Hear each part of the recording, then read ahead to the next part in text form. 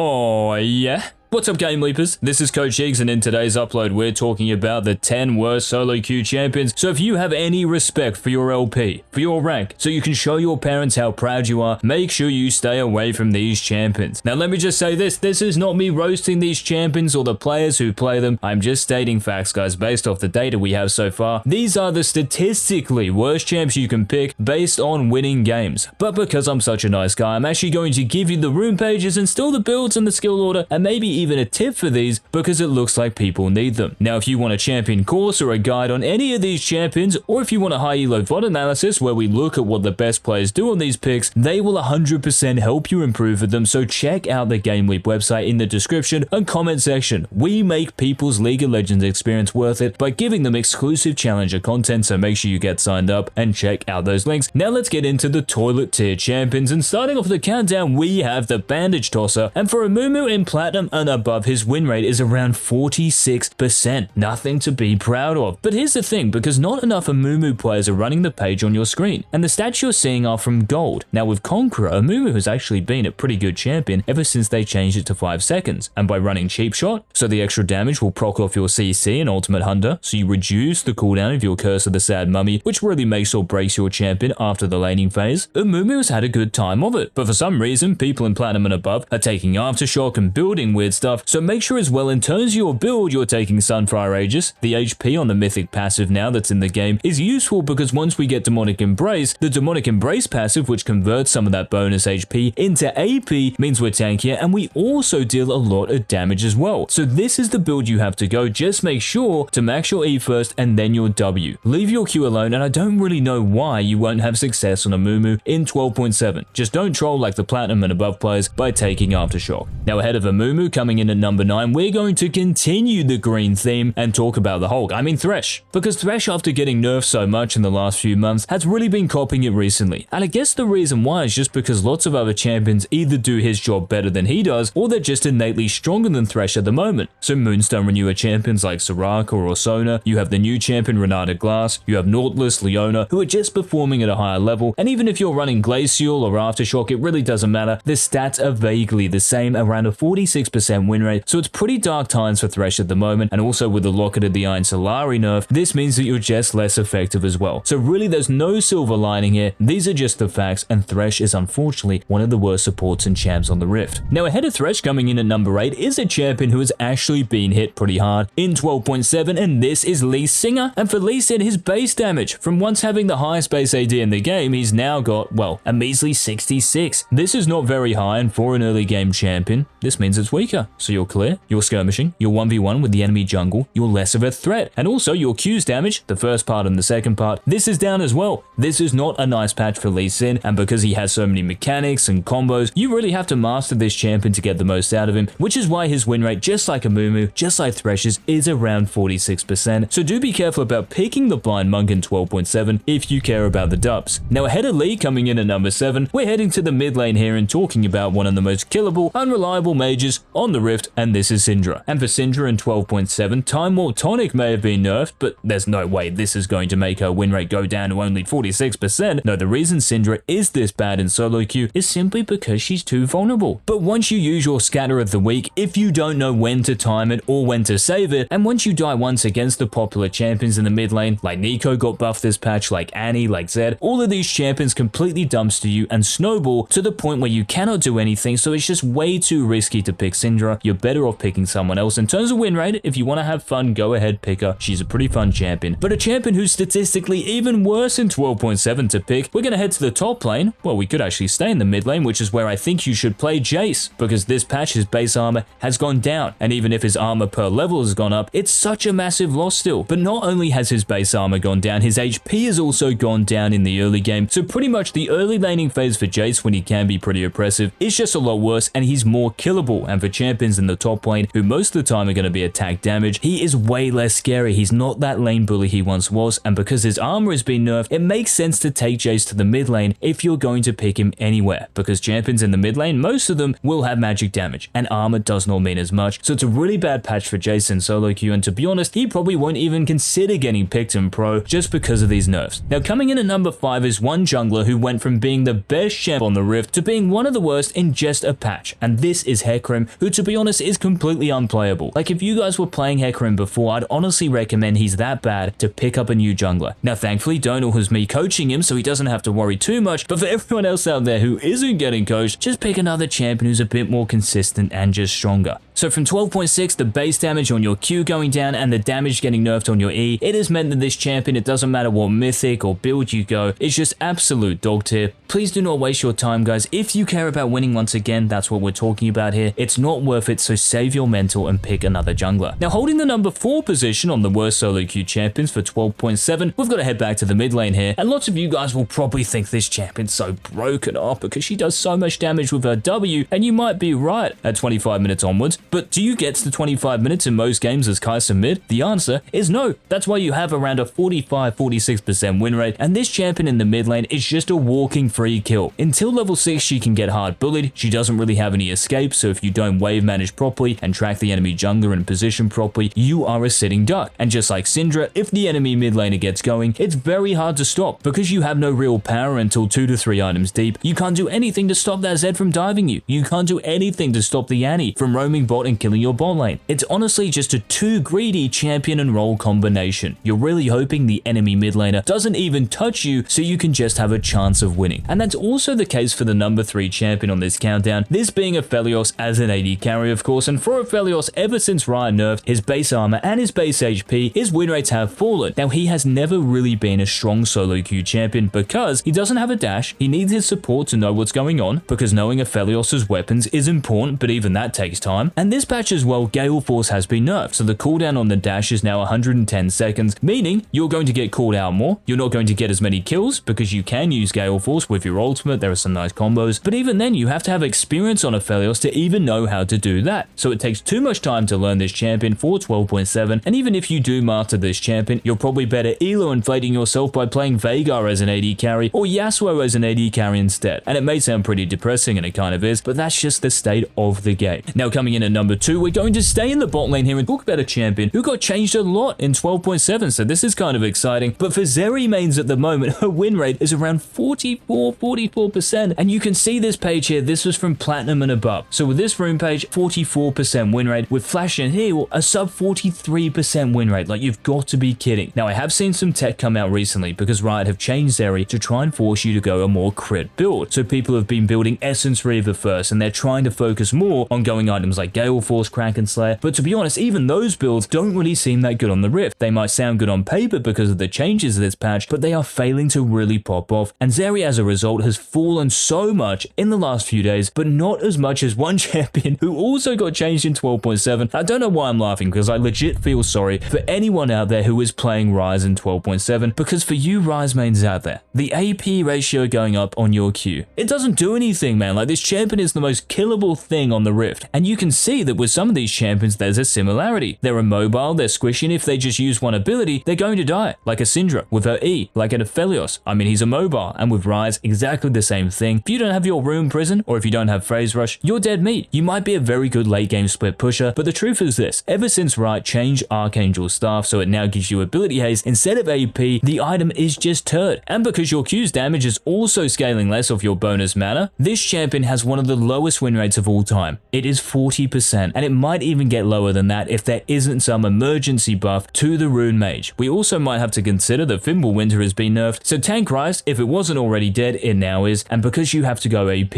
you're so squishy, there's no way you survive any team fight unless the rest of your team is absolutely killing it. Those are the only games you win. So if you are going to play Ryze, you're playing him for tactical reasons. You want to play this champion to lose, so Riot actually buff him and fix this champion in the near future rather than leave him for the next 2-3 years. So us as a community, we might have to 5-head the balance team here, but those were the 10 worst solo queue champs, guys, for 12.7. Interesting patch, interesting countdown, and if you did enjoy it, let me know by leaving a like down below. Until tomorrow's daily video, make sure you hit that sub button if you have not already so you don't miss it. This has been Coach Coach G.